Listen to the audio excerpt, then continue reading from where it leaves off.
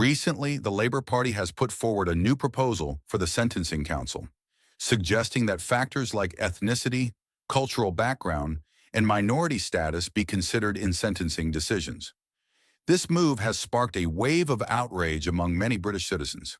In response, Conservative MP Robert Jenrick has sharply criticized the policy, demanding that Labour reconsider their stance and withdraw the proposal.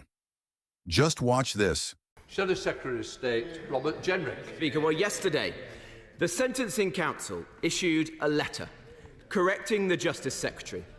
They made clear that the new sentencing guidelines were not the same as the draft guidance under the last government. And they explained that her department supported the new two-tier guidance. Her representative was at the meeting. It was approved on the 24th of January. Her officials were even given a walk-through on the 3rd of March, a dummy's guide to two-tier justice. After I brought this to her attention last Wednesday, her team briefed the papers that she was, and I quote, incandescent.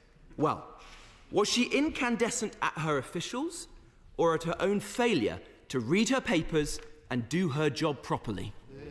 Secretary of State. I mean, the Shadow Lord Chancellor's amnesia continues because he has clearly not done his homework. He's forgotten that it was his government that was consulted extensively on this guidance. It also appears he cannot read because the letter states very clearly all of the consultation that took place under his government, and it shows that they were consulted numerous times on the new guidance. They welcomed the new guidance. I notice he didn't refer to that welcoming of that guidance. The change he refers to, he knows full well, is a minor change because what has been retained between what his government saw and the change that occurred is the reference to race, ethnic and cultural background. So he can't hide behind that. The last few days have therefore been an expert lesson from the member opposite. He has taught us all how to throw the Shadow Transport Secretary under a bus. Robert Jenrick.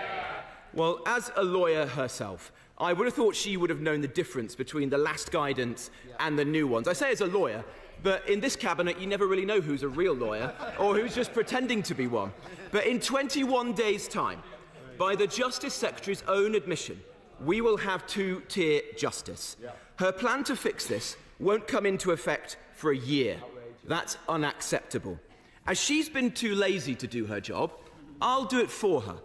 Today I am presenting a bill to block these two-tier sentencing guidelines and to fix her mess. It's here, it's ready to go. Will she support it? Will she stand with us on this side of the House for equality under the law? Or will it be two-tier justice with her and two-tier Keir?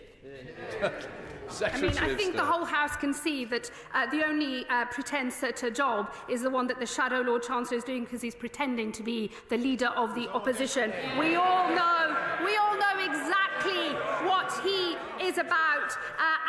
My reaction to what has happened in relation to the Sentencing Council's guidelines was very clear when we did the oral statement last week in this House. We will never stand for a two-tier approach to sentencing, but I am actually getting on with fixing the problem rather than looking for a bandwagon to jump on. That is why I have already written to the Sentencing Council. I will be meeting with them later in this week, and I have made it very clear I will consider their role and their powers, and if I need to legislate, I will do so, but I will make sure that whatever changes I bring forward are workable and they deliver the fair justice system that we all need and deserve, and one his government did not deliver. What's your thought on this? It's interesting to see Labour's Shabana Mahmood suggest they'll look into the controversial policy about considering ethnicity and cultural background in sentencing. However, the fact that such a policy was proposed in the first place raises questions. Why introduce a proposal that stirs so much opposition only to then promise a possible reversal? Does this signal a lack of direction or perhaps even incompetence within the Labour government when it comes to leading the UK?